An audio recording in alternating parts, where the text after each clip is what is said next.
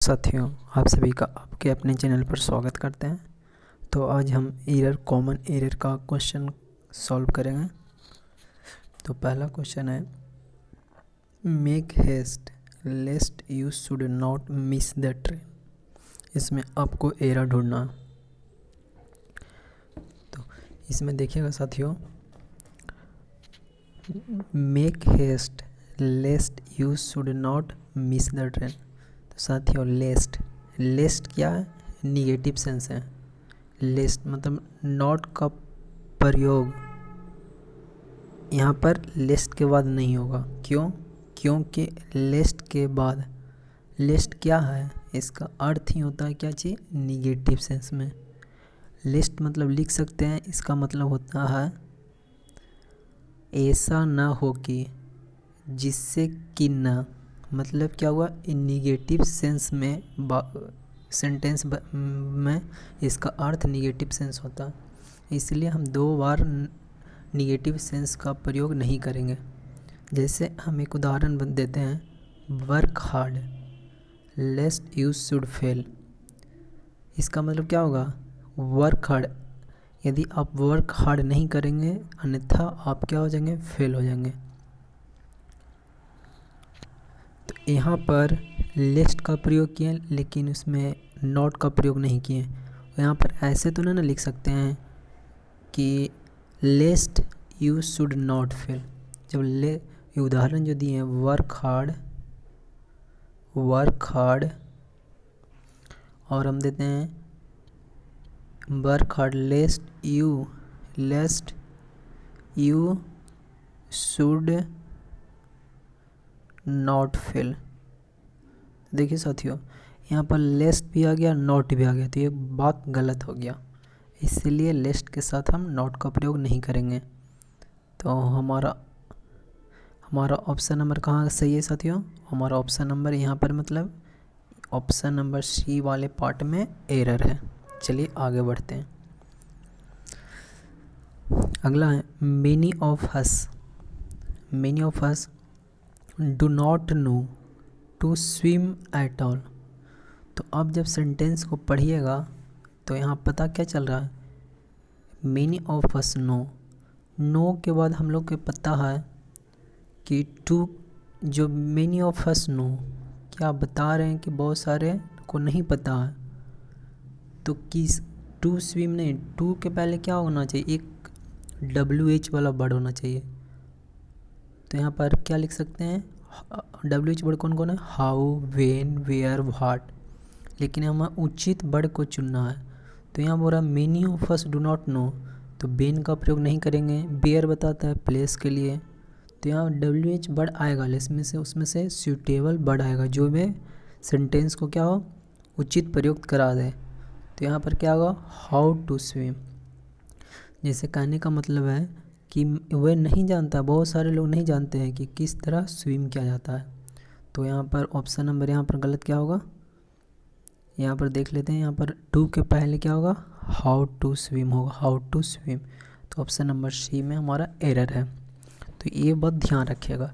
जैसे क्वेश्चन बोलते हैं, एक उदाहरण देते हैं, जैसे बोलते हैं I do not know how to sing. तो साथियों, I do not know how to sing, जैसे यहाँ पर नो लिखे ना, तो नो के बाद हम क्या भी बताएं? हाउ टू सिंग।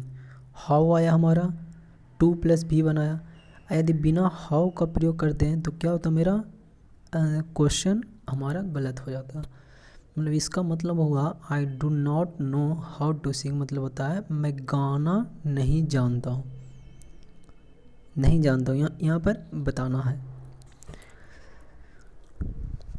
और यही बोलते हैं I do not know what to sing, तो इसका मतलब होता है मैं नहीं जानता हूँ क्या गाना है। व्हाट मतलब क्या है, गाना है। तो हमारा एरर कौन सा पार्ट में है? ऑप्शन नंबर सी पार्ट में, हाउ हो जाएगा। अगला है साथियों, अगला देखते हैं क्वेश्चन नंबर 3 को। At last he was married with A poor girl. At last, याद रखिएगा साथियों,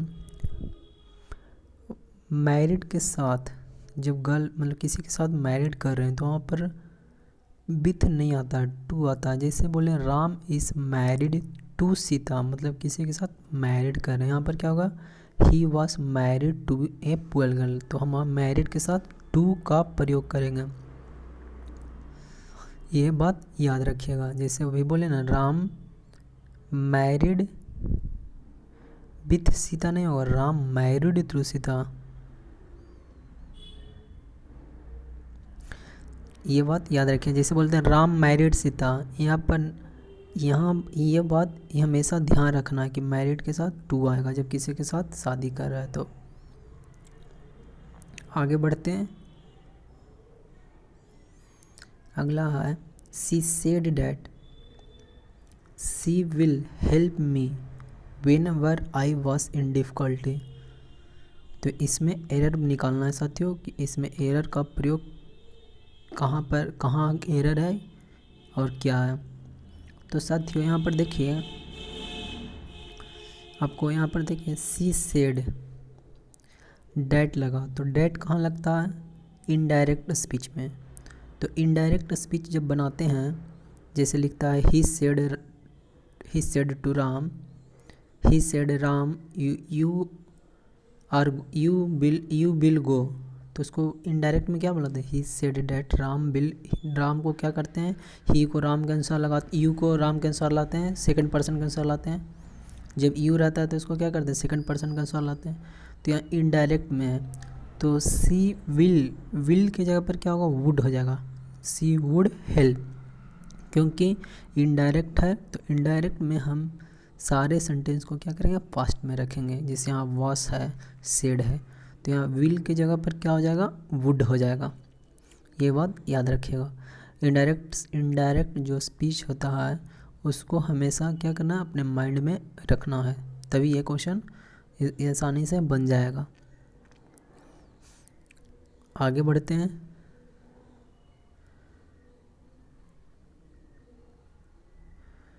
अगला है बीइंग ए फाइन डे। क्या है साथियों, being a fine day we went out for a picnic at Okhla. तो इसमें एरर खोजना। यहाँ पर साथियों बीइंग ए फाइन डे मतलब फाइन डे, तो यहाँ साथियों V4 बीइंग है, जो V4 है, बी का V is am are is be का जो फॉर्म V4 वर्ब का फॉर्म है वही बीइंग है। तो यहाँ पर हम सब्जेक्ट हमारा कौन सा है, सब्जेक्ट पता नहीं चल रहा, इसीलिए इसको हम इट से स्टार्ट करेंगे। It being a fine day we went out for a picnic at a Okhla. तो यहाँ बीइंग के पहले हम क्या लगाएंगे साथियों, इट का प्रयोग करेंगे, हमारा इट सब्जेक्ट हो गया, तब हम स्टार्ट कर देंगे। अगला है साथियों many a man have been walking under me. Many a man, तो साथियों मेनी आ गया, उसके बाद ए मैन आ गया, मैन है एक ही है, तो यहाँ हैव होगा कि हैस होगा। तो मेनी ए मैन के बाद हैव ना होकर हैस का प्रयोग करेंगे, क्योंकि मेनी ए के बाद हमेशा क्या होता है, सिंगुलर काउंटेबल नाउन का प्रयोग होता है। इसलिए many a man has been walking under me. जैसे हम बोले many a cup is on the table, तो many a cup, many a cup is on the table. तो साथियों इसमें देखिए मेनी ए कप, उसके लिए हम क्या लाएं, सिंगुलर लाएं, इज़ लाएं, यानी हमारा वर्ब क्या है, सिंगुलर है। तो हमारा क्या हो जाएगा, यहाँ पर हैव की जगह पर क्या होगा, हैस हो जाएगा। ये बात याद रखिएगा। ये इसके बाद बढ़ने के बाद हम अगले क्वेश्चन की तरफ बढ़ते हैं।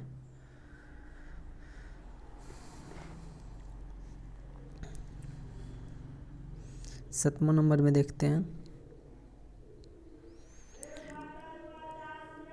Your flat is superior then that of mine in all respect. तो साथियों ये हमेशा याद रखने वाला है इसमें कि बहुत सारे वर्ड है जिसके साथ दैन का प्रयोग नहीं करते हैं, क्योंकि सुपीरियर खुद क्या है, कंपैरेटिव है। तो दो कंपैरेटिव एक साथ प्रयोग नहीं करते, इसलिए सुपीरियर के साथ हम टू का प्रयोग करते हैं। कुछ वर्ड है जिसके साथ हम टू का प्रयोग करते हैं, जैसे में सुपीरियर हुआ, इन्फीरियर हुआ, एंटीरियर हुआ, पोस्टीरियर हुआ, प्रायर हुआ, जूनियर हुआ, सीनियर हुआ। ये सारे के साथ हम हमेशा टू का प्रयोग करते हैं, ना कि दैन का प्रयोग करते हैं। तो एक बार फिर से बता देते हैं, जैसे सुपीरियर हुआ, इन्फीरियर हुआ, एंटीरियर हुआ, पोस्टीरियर हुआ, प्रायर हुआ, जूनियर हुआ, सीनियर हुआ। ये सारे वर्ड के साथ हम टू का प्रयोग करते हैं, ये बात ध्यान रखिएगा। आगे है, I told him the story in details to make him understand it fully. तो साथियों, इसमें एरर ढूंढना है कि इसमें एरर क्या है। तो साथियों, ये बात इसमें आई told him the story in details, in details नहीं होता है, यहाँ होता है इन डिटेल। एक इडियमेटिक है इन डिटेल, इसका मतलब होता है हम अपनी तरह से इसका मतलब होता है क्या जी, विस्तृत रूप में बताना। एक इडियमेटिक एक्सप्रेशन है। तो जैसे इन डिटेल्स हुआ, इन कन्फ्यूज़न हुआ, इन डेंजर हुआ, इन डेप्थ हुआ, ये सारे के साथ ये फिक्स है कि इन ये सारे के साथ क्या जाएगा, एस का प्रयोग नहीं करेंगे। जैसे बोलते हैं इन डिटेल, इन डेंजर बोलते हैं, और इसी तरह बोलते हैं इन ट्रबल। ठीक है, ये सारे हमारा डायरेक्ट लगे, इसलिए डिटेल्स नहीं होगा। अगला है, cattles were grazing in the meadows near our farm. यहाँ पर बोल रहा है cattles were grazing in the meadows near our farm.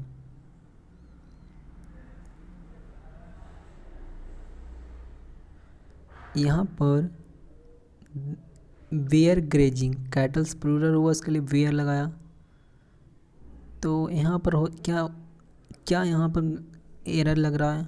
तो यहाँ पर एरर यही है कि जो कैटल्स है ग्रेजिंग कर रहा है, चल रहा है in the meadow near our farm. तो डेफिनेट है, तो इसलिए द कैटल का प्रयोग करेंगे, क्योंकि द कैटल कहेंगे तो मवेशी एक क्या है, प्लूरल नाउन है, इसलिए हम प्लूरल वर्ब का प्रयोग करेंगे। या इसीलिए हम the cattles were grazing in the meadow near our farm, मतलब यहाँ फर्म को डिफाइन कर दिया है कि हमारा जो कैटल है नियर नज़दीक वाले फार्म में ग्रेज कर रहा। तो हम क्या किसका प्रयोग करेंगे, द कैटल का प्रयोग करेंगे, और उसके लिए प्लूरल वर्ब आएगा। ठीक है, तो आगे बढ़ते हैं। और द कैटल्स ऑलरेडी प्लूरल होता है, इसका प्लूरल बनाया नहीं जाता है, इसलिए कैटल्स के जगह पर एस जो लगा हुआ है कैटल्स में, उसको हटा देंगे, और बाकी हमारा सही ऑप्शन सही है, तो द कैटल हो जाएगा। अगला, you are really senior than me in the. तो अभी बताए थे senior, inferior, interior, posterior, prior, junior, ये सारे के साथ हम टू का प्रयोग करते हैं। तो इसलिए हमारा गलत यहाँ पर ही है, तो यहाँ पर टू हो जाएगा, ये बात याद रखिएगा। ठीक है साथियों, आगे बढ़ते हैं। He is more bigger than that of any of us. तो यहाँ पर दिख रहे होंगे कंपैरेटिव डिग्री आप पढ़े होंगे, जिससे बोलते हैं गुड का कंपैरेटिव बेटर वेस्ट, इंटेलिजेंट का मोर इंटेलिजेंट मोस्ट इंटेलिजेंट। तो साथियों, बिग का बिगर बिगेस्ट, बिग का खुद कंपैरेटिव बिगर होता है और बिगेस्ट उसका सुपरलेटिव होता है। तो हम दो कंपैरेटिव को एक बार इस्तेमाल नहीं कर सकते हैं, इसलिए मोर को हटा देंगे। He is bigger than any of others. जैसे बोले he is wiser than you, तो यहाँ पर हम बोलें कि वाइज़र लगाएं, लेकिन वहाँ पर मोर वाइज़र तो नहीं ना कर सकते हैं, क्योंकि वाइज़र खुद कंपैरेटिव है और दो कंपैरेटिव को हम एक साथ इस्तेमाल नहीं कर सकते हैं। इंटेलिजेंट के जहाँ पर मोर इंटेलिजेंट मोस्ट इसलिए लगाएंगे, और सेलेबल पढ़ना पड़ेगा। सेलेबल में बताता है कि एक सेलेबल वाले के साथ लगाना है नहीं लगाना। ये बात याद रखना है खाली कि यहाँ पर दो कंपैरेटिव इस्तेमाल नहीं कर सकते हैं, क्योंकि बिग का कंपैरेटिव बनता है। अगला one of my uncle. One of के बाद नॉन प्लूरल, ये सही है। Verb singular is a doctor in America. कहाँ है? तो अमेरिका में। तो इसमें किसी तरह का गलत नहीं है, तो ऑप्शन नंबर डी हमारा सही हो जाएगा। अगला he did don't know the difference between A ship and A submarine. तो साथियों ही डोंट नो ही किसके लिए है? ही हमेशा सिंगुलर है, तो उसके लिए क्या डोंट आ सकता है? नहीं। तो क्या आएगा? डजंट आएगा। तो ही के साथ हम डस का प्रयोग करते हैं। ही सब्जेक्ट ही और थर्ड पर्सन के साथ हम हमेशा सिंगुलर का प्रयोग करते हैं। तो यहाँ पर हो जाएगा doesn't know the difference between A ship and A submarine. अगला साथियों यस्टरडे की बात चला है, तो इसके बारे में बताते हैं। Yesterday I met an old friend when I am going to the market. तो यस्टरडे कल की बात हो रहा है, और क्योंकि दोनों घटनाएं पास्ट में हैं, तो पास्ट को जारी रखने के, जैसे यस्टरडे आई मेट, कल मिला ओल्ड फ्रेंड, तो हम पास्ट के बीच की घटनाएं घटित होती है, तो दोनों घटनाओं को जारी रखने के लिए हम क्या करेंगे? पास्ट का प्रयोग करेंगे। तो एम की जगह पर क्या हो जाएगा? Was. I was going to the market. जैसे हम बोले वाइल या वेन आई वॉज, वाइल भी कर सकते हैं या when I was walking to Meera my friend came. When भी बोल सकते हैं जब, या वाइल जब। आई वॉज, मैं, was talking to Meera, talking मतलब बात कर रहे थे मीरा से, to Meera. My friend came. तो साथियों यहाँ पर देखिए व्हेन आई वॉज टॉकिंग, जब मैं बात कर रहा था तब। माई फ्रेंड कम, तो केम क्या हो गया? पास्ट इंडिपेंडेंट, इसीलिए हम पास्ट का प्रयोग करेंगे यहाँ पर। ठीक है, आगे देखते हैं। जैसे इसी को बोले माई फ्रेंड केम, तो माई फ्रेंड केम इसको ऐसे भी लिख सकते हैं व्हेन या while I was talking to Meera. इसको इस तरह भी लिख सकते हैं, जो अभी ऊपर वाक्य लिखे हैं उसको ऐसे भी लिख सकते हैं। माई फ्रेंड केम, मेरा दोस्त आया। वाइल या वेन आई वॉज टॉकिंग, जब मैं बात कर रहा था किससे? मीरा से। तो ये याद रखिएगा। अगला लास्ट क्वेश्चन की तरफ बढ़ते हैं। No sooner be entered then he got up and left the room. तो साथियों नो सूनर हमेशा इन्वर्जन लेता, और ये बात हम हमेशा याद रखेगा। हार्डली, स्कार्सली, रेयरली, बेयरली के साथ हम दूसरे पार्ट में वेन का प्रयोग करते हैं। और जब नो सूनर है तो देन तो यहाँ सही है, लेकिन इन्वर्जन नहीं लगा हुआ। इन्वर्जन करने का मतलब पहले वर्ब आएगा, उसके बाद सब्जेक्ट आता है। नॉर्मल केस में subject plus verb plus object आता है, लेकिन जब इन्वर्जन रहेगा तो वर्ब पहले आएगा। तो यहाँ पर नो सूनर हैड का प्रयोग करेंगे, नो सूनर हैड का प्रयोग करेंगे, ये बात याद रखिएगा। और ये ऐसे कुछ वो ऐसे कुछ क्या है स्ट्रक्चर है, जैसे नो सूनर रहेगा, नो सूनर, उसके बाद हैड का प्रयोग करेंगे, प्लस सब्जेक्ट रहेगा प्लस V3। और जब नो सूनर है प्लस डिड रहे प्रिंस सब्जेक्ट रहे तो V1 का प्रयोग करते हैं। जैसे हम बोले no sooner had he started the